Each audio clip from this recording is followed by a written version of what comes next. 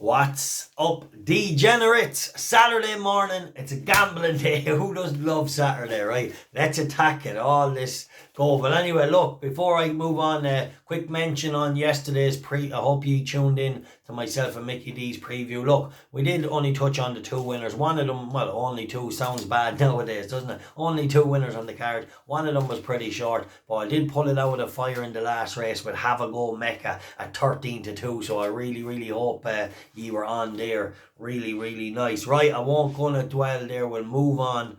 And focus on trying to find you a winner today. Look, there's some interesting racing today, and I've picked out a horse here that the ground might be quick enough from, but he has won on quick before. Now this horse, he is versatile. Golden Apollo in the 240.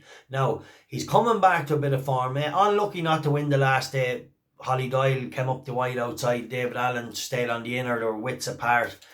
Probably, look, in hindsight, it's never a good idea to stay on the inner and soft ground at Pontefract. The results, history will tell you that. But this is a horse finding his feet again. Now, I know he has won on Good to Firm. I know he has won on Good and all that, but I just think he is better. Like, if it was kind of good, if it was on the easy side of Good today, I'd really fancy this horse, even though it is a tricky race. But I think it's quicker than Good. It's 240, a point each way at 13-2. Look, he's finding his form, and he was always a likeable horse, and he has done well at York before. Right, then let's move on to the 425 at York, and Cam Hardy takes the ride here for Brian Ellison. And this horse, I don't know how to pronounce it, Ghadbban or whatever it is. Anyway, the 425 at York. This horse ran a few nice races actually, and it looks like it has an upside still against the handicapper. It's around the 4-1 mark, so you have Cam Hardy riding for Brian Ellison, Ghadbban or whatever you pronounce it. Didn't go to school, but I know how to pick winners. 4-1, and definitely worth a point each way. Right, let's just touch on none other than the King George. What a race. We have the best horse in the world, apparently, that the market doesn't give a shit about, in Mishriff, out to 17-2. Crazy price for what a horse. Yes, he has to come back from a disappointing run, but is it? How disappointing is that run? You know, was he half fit? Was he 90% fit? Because he certainly wasn't fully fit. I'm not saying Johnny Gosden sent him there half fit, but he certainly had him there. If I was a gambling man, which I'm not, I'd say he had him about 75% fit. Look, Mishriff, expect a bigger performance today. Yes, is it a tall order for him to do it today? Yes, absolutely is, against a bunch of improving 3-year-olds. But at 17-2, I cannot let, apparently, a few weeks ago, the best horse in the world, you're going to let him go off at 17-2. Well, I'm going to have a few bob on, whether he wins or not in the long run. If I back the best horse in the world in the long run at 17-2 every time they're running, I can assure you I'll be winning, and the bookies will be losing, whether he wins or loses today. But anyway, let's just touch on the race. Love, what a mare, like, lads. Absolutely amazing. Came back, got it done again, dominated the race in Ascot, but like toughed it out, but it wasn't as close as it looked. She always kind of had them.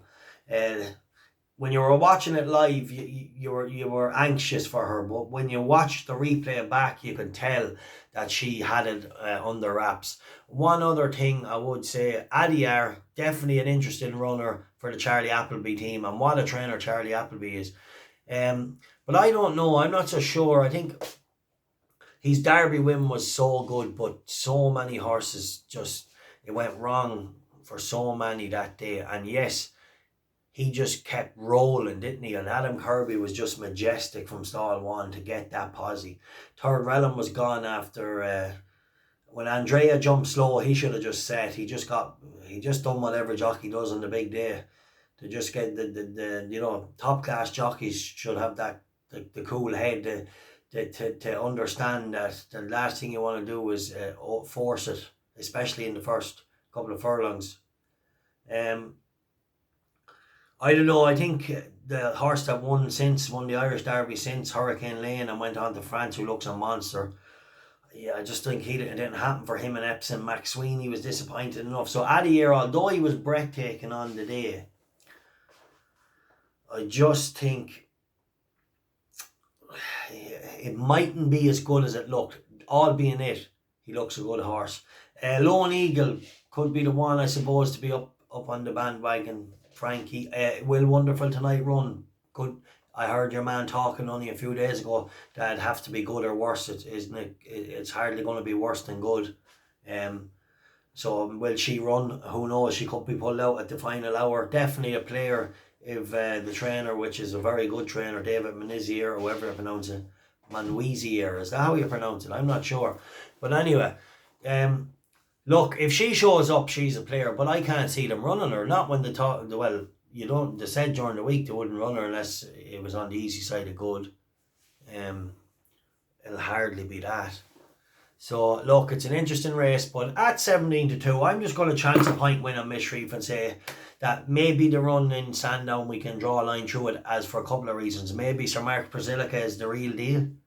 Maybe Mishriff needed his run, because he certainly looked to me like a horse that was in need in the last couple of furlongs. He was in need of something, whether it was fitness or something. He was in need of something, but I wouldn't be surprised if he showed up a lot better on quicker ground today. I really wouldn't know. And at 17-2, we'll give him an old chance. Anyway, amazing race. A couple of other interesting races. I'll just give another quick shout out. There is an interesting filly there, Atagirl, as well, running in Ascot today in the fillies race. You'll see it there. Look, she was a big talking filly before she came out to Haydock, and a lot of fingers were burnt the first day, but she duly obliged the second day. Now, I left her alone the second day because she was 8-11 or 4-6, I can't remember.